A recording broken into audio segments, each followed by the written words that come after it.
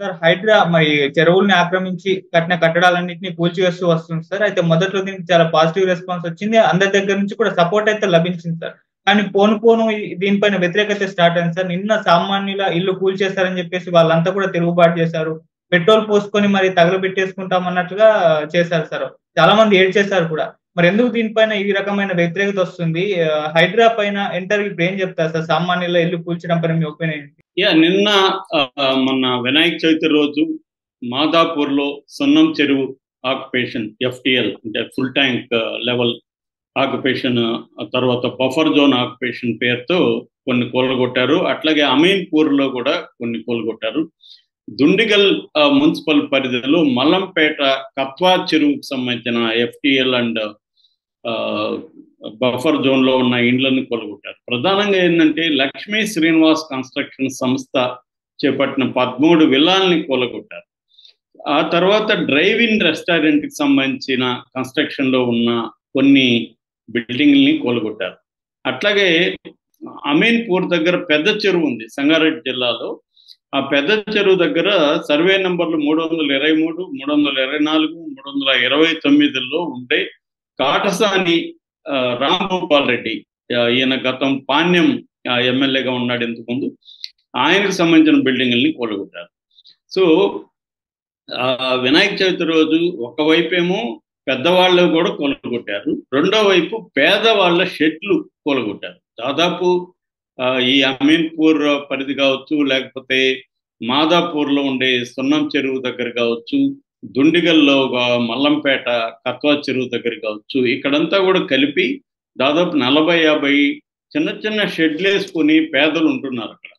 So వాళ్ళు కూలగొట్టేసరికి ఒక మహిళ, ఇంకొక అతను మగవాడు, ఇద్దరు కిరోసిన్ పోసి మేము చచ్చిపోతాము, ఎందుకంటే 30 ఏళ్ళుగా ఇక్కడ ఉంటున్నాము, మా ఇల్లు కూలగొడితే మేము ఎక్కడ పోయి ఉండాలి, అసలే వర్షం పడుతుంది, పిల్ల జల్ల తీసుకొని మేము ఎక్కడ బతకాలి అని వాళ్ళు ఏడుస్తూ మేము చచ్చిపోవడమే బెటర్ అని కిరోసిన్ పోసుకున్నారు.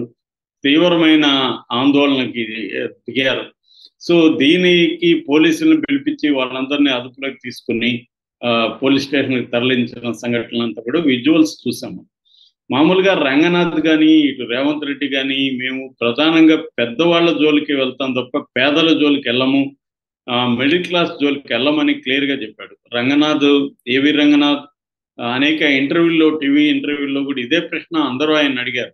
మిడిల్ క్లాసు వాళ్ళు ఇప్పుడు ఎవరో బిల్డరు చేసి డెవలప్ చేసి అమ్మేసి ఉంటాడు, వాళ్ళు తెలియక మిడిల్ క్లాస్ వాళ్ళు తీసుకుంటారు, మీరెళ్ళి ఇప్పుడు కూలగొడితే వాళ్ళకి నష్టం ఎవరు ఇస్తారు?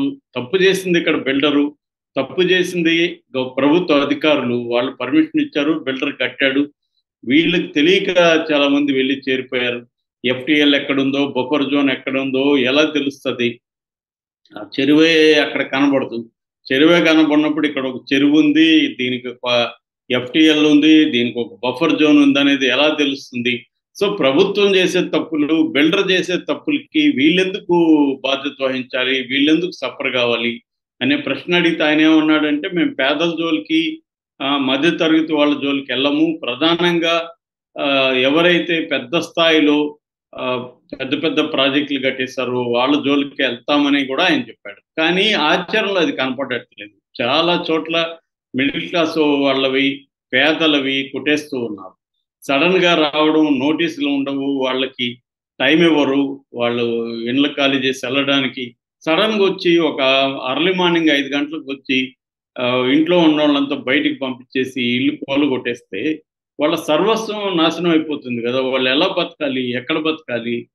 సో ఇది ఇప్పుడు పెద్ద సమస్యగా అయిపోయింది. హైడ్రా నువ్వు అన్నట్టు బిగినింగ్ లో మంచి పేరు వచ్చింది, ఎందుకంటే నాగార్జున కన్వెన్షన్ కొట్టడం, పెద్ద పెద్దోళ్ళ బిల్డింగ్లు కొట్టడం, ఇదేదో బాగానే ఉంది. చెరువులు దాదాపు 180 చెరువులు ఉంటే అందులో 130 చెరువులను ఆక్యుపై చేసుకునేసి కట్టేశారు. సో చెరువులను కానీ క్లియర్గా విడిపించగలిగితే ఈ వరదలు అనేది హైదరాబాద్కి రావు. ఎక్కడెక్కడ వాటర్ ఆ చెరువుల్లోకి వెళ్ళిపోతుంది, కాలువలు క్లీన్గా ఉంటే కాలువల ద్వారా వెళ్ళిపోతాయి. సో జనావాసాలకి వరద బెడ తప్పుతుందని అందరూ సంతోషించారు. రేవంత్ రెడ్డికి అభినందనలు వచ్చాయి. ఈవెన్ చంద్రబాబు కూడా ఇదే కాన్సెప్ట్ని అక్కడ కూడా ప్రవేశపెడదామని ఆలోచనలో ఉన్నట్టుగా చెప్తున్నారు. ఇది దేశవ్యాప్తంగా కూడా సంచలనమైంది హైడ్రా అనేది. కానీ ఆచరణలు వచ్చేసరికి మళ్ళీ అవే జరుగుతుంది. దీంతో నిన్న మళ్ళీ ఏవి రంగనాథ్ ఒక మీడియాతో మాట్లాడాడు. ఆయన ఏమంటాడంటే ఫస్ట్ ఏమో మిడిల్ క్లాస్ కూలగొట్టము అన్నాడు. ఇప్పుడేమో మాట మారుస్తున్నాడంటే పాతవి కూలగొట్టము, కొత్తవి మాత్రం కూలగొడతాము. కొత్తవి మాత్రం ఎలా కూలగొడతారు? కొత్తవైన వాటికి ఎవరు పర్మిషన్ ఇచ్చారు? బిల్డర్ బిల్డర్కి డబ్బులు ఇచ్చి వీళ్ళు కొనేసుకొని ఉంటారు, కొనేసుకొని నిర్మాణాలు చేసుకుంటుంటారు.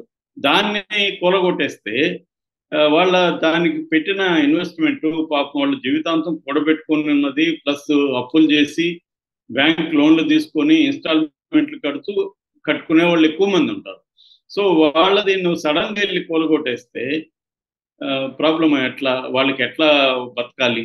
ఇది రంగనాథ్ కానీ రేవంత్ రెడ్డి కానీ ఆలోచించాలి. వాళ్ళకే ఇది ప్రాబ్లం అవుతుంది. యాక్చువల్గా రేవంత్ రెడ్డి గోల్ ఏంటి? హైడ్రా పెట్టడం వెనక హైదరాబాద్లో కాంగ్రెస్ పార్టీ విన్నింగ్ అవకాశాలని పెంచాలంటే హైదరాబాద్ని బీఆర్ఎస్ కంటే తాను బాగా డెవలప్ చేస్తున్నట్టు చూపించాలి. అందుకని 4th సిటీ అని, ఫ్యూచర్ సిటీ అని ఒక కాన్సెప్ట్ని తీసుకొచ్చాడు. హైదరాబాద్ డెవలప్ చేయబోతున్నట్టుగా చెప్తున్నాడు. That is one part. Second part ఏమంటే హైదరాబాద్ అంటేనే విపరీతంగా కొద్దిగా వర్షం పడినా కూడా రోడ్లకి ఎక్కడెక్కడ ఆగిపోతున్నాయి, కాలనీలు మునిగిపోతున్నాయి. కాబట్టి దీన్ని అరికట్టాలంటే ఈ చెరువుల్ని విముక్తి చేయాలి, కాలువల్ని విముక్తి చేయాలన్న కాన్సెప్ట్తో రేవంత్ రెడ్డి ఈ హైడ్రా కాన్సెప్ట్ని జీవో ద్వారా 2 నెలలకు ముందు తీసుకొచ్చారు. సో అది ఆయనకు ఉపయోగపడుతుంది, ప్రజలకు కూడా ఉపయోగపడుతుంది, మంచిదే. కానీ ఇప్పుడు ఈ పేదల మీదకి, మధ్యతరగతి మీదకి బుల్డోజర్లు వెళ్ళడం వల్ల ఏమవుతుందంటే రేవంత్ రెడ్డికి కూడా నెగిటివ్ అయిపోతుంది. ఆల్రెడీ అన్ని పొలిటికల్ పార్టీలు రేవంత్ రెడ్డికి యాంటీ అయిపోయే పరిస్థితి కనపడుతుంది, ఇంక్లూడింగ్ కాంగ్రెస్లో కూడా పల్లం రాజు లాంటి వాళ్ళ కాంగ్రెస్ సంబంధించిన బంధువులు, వాళ్ళ బ్రదర్ది వీళ్ళవన్నీ కూలగొట్టారు. ఆల్రెడీ దానం నాగేంద్ర అనుచరుడిది కూలగొట్టారు. ఇలాగా జరుగుతున్నాయి. అంటే రేవంత్ రెడ్డి నిష్పక్షపాతంగా ఉన్నట్టు చెప్పుకోవాలి. కాబట్టి కాంగ్రెస్ పార్టీలో కూడా కొంతమంది చేస్తున్నారు. సో దీనివల్ల ఆయనకి ప్రజల్లో మంచి పేరు వచ్చింది, పొలిటికల్ పార్టీలు అన్నీ కూడా యాంటీ అయ్యాయి.